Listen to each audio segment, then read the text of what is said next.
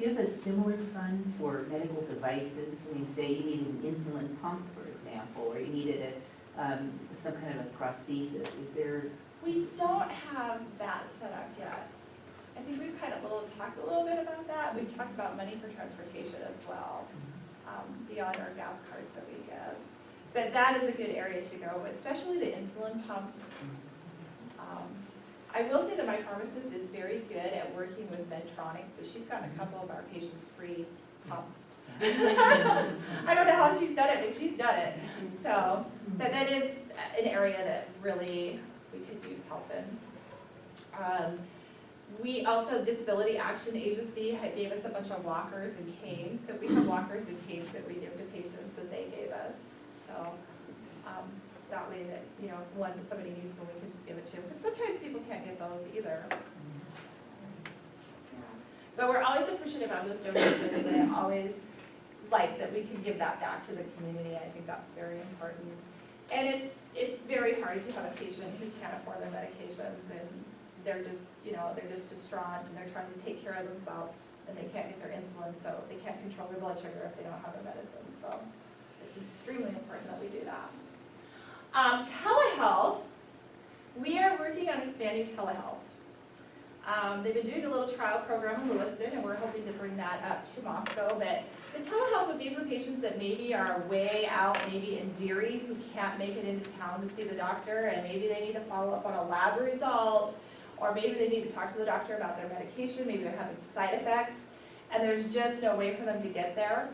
Our goal, hopefully, is to get to where they can talk to the provider face-to-face through the webcam and talk about what they need that day and how things are going. So that is up and coming.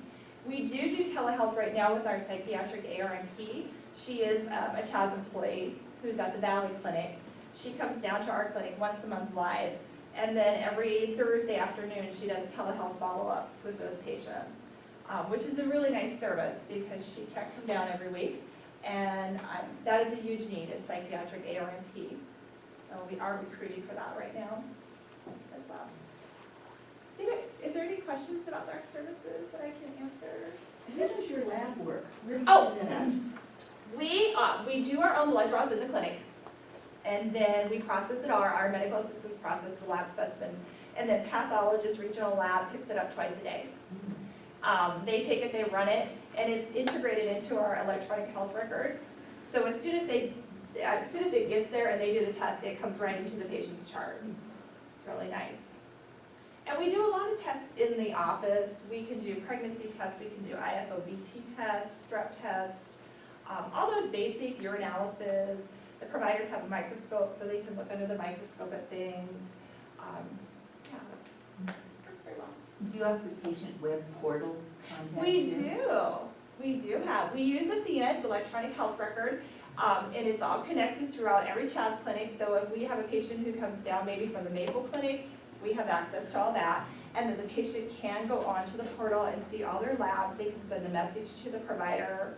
The provider can send a message back as well. We don't have scheduling set up, but we're working on that process right now. So yeah, it's really nice, and we really encourage patients to sign up for it because they really can. They can see their med list and all that. Is your pharmacy able to provide a wide range of medications, or is it just a small limited group of They can provide a wide range of prescription medications. One thing that's different about our pharmacy is not a retail, so we don't have like over-the-counter Tylenol, things like that you buy over the counter. But let's say the doctor orders you that they don't have in stock, they can order it and have it the next day. We have a medication drop-off every day. So maybe they order something they don't carry just because it's something that doesn't get prescribed a lot. Typically, they can have it there the next day. Without going into too much detail, can you explain why is that so affordable that other pharmacies don't have that available? We need more of that. Tell us, Amy. That's a good question. So, as an FQHC, we're not the only entity that has access to 340B. Children's hospitals have access to it, and then hospitals that are called disproportionate share, where they see like a really high Medicaid volume. The VA also has access to discounted medications. Certainly, I think it's that issue has risen to the national level pretty well, I would say, and even states are looking at what can they do to try to drive down prescription costs. Yeah. It sounds like you've been given a special designation. Yes. To a group of. Yeah, to we make it have. more affordable. And some of our beds are very affordable, and then sometimes, well, I'll be honest, sometimes Walmart can beat our price. And that, you know, it's just, pharmaceutical is very interesting, I always say. And insurance companies contract with one pharmaceutical, so they offer it cheaper, you know, to one person, but not to another person. So it's very interesting, pharmacy is. How many patients did you see in a month? Last month, I believe we saw, I want to say it was 963. Oh. Yeah. I want to say that. It's pretty close to it, yeah. Does women's health include childbirth? No, we do not offer OB at this time. Would you pap smears, breast exams, family planning, birth control? We offer many options for that for patients at very affordable cost. But we don't have the OB part yet, which we've had that come up many times. It's something that I'd like to see us someday do because I think it would be a good service to have, but we're not quite there yet. I actually called around one time on a prescription and Hodgins beat CHAS. Yeah. I'm sure they don't always, but they were Yeah, less than and Walmart. that's very true. Yeah. I mean, sometimes they can, you It was know. only by $1, so I just paid Yeah. the difference, but it was just funny because you don't expect Hodgins to be that inexpensive, and quite often they are. Yes, in market time too, Yes. as well too. Yeah, I think pharmaceuticals is very hard to understand because, you know, certain insurance companies will contract with a certain pharmaceutical company, so that's their preferred med. And sometimes I know even Lisa at Rite Aid's very good at finding coupons for patients.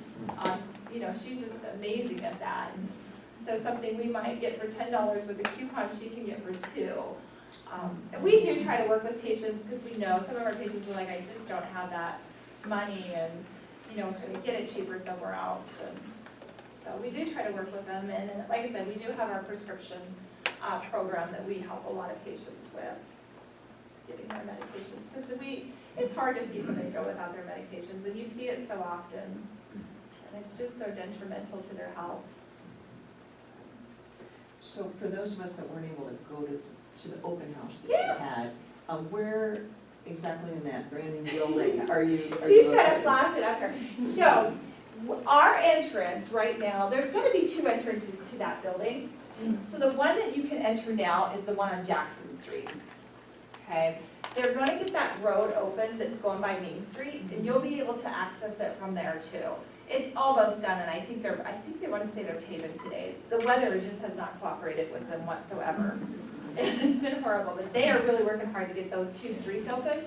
So once they get those 2 streets open, you can come down, you'll be able to come down Main Street and go in the Main Street entrance, and you will walk in, and we are, if you walked in from the Main Street side, we're gonna be on the right side of the building on the 1st floor. Right now, when you come in the Jackson Street, which is what's showing there, I believe, is that the Jackson Street? No, that's the side down the road. Okay. Right now, if you come the Jackson way and you turn and come in, we are just right inside the door to the left. So we are on the very 1st floor. And we're just right there. We have a little sign out in the lobby, so you kind of know where you're going. It is a very huge building, I agree. I just wanted to follow up on Kathy's question because the open house was wonderful Oh, during all thank that you. snow. And I was so impressed with the demo.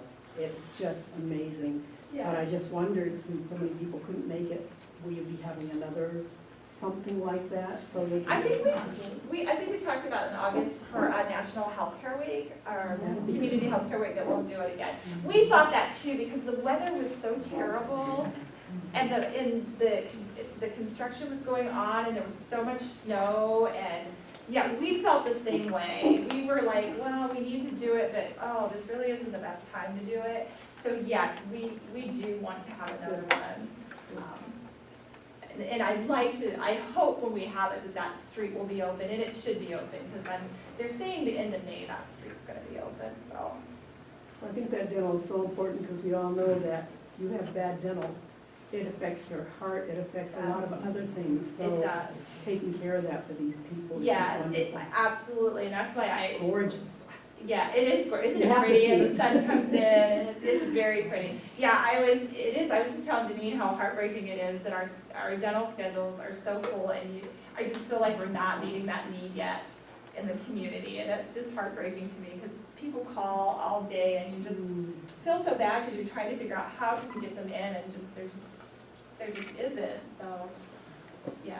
I would think with this new facility, you'd be able to draw in potential people to want to work, you know, if there's the student loan repayment, and you have such a beautiful facility now. Yeah. That would be a great place for a new Yeah. dentist or whatever to go to. Yeah. It's a real selling point, I would think. We really, our biggest struggle too is dental assistants. That is a huge thing in the community is dental, and I think even Spokane struggles with dental assistants. Yes, huge. So it's hard, and I think we're getting dental applications, but it's hard to bring in a dentist if you don't have a dental assistant. It's a catch-22 there, so. But yeah, it is, the dental is very beautiful, and the sun does come in very nice. I think people find it very relaxing, And the actually. TV up above. Yes, and the TV's up above. Yeah, it is really neat. For somebody like me who does not like the dentist, this is very, it's very calming, that sun coming in, and yeah, it's very calming.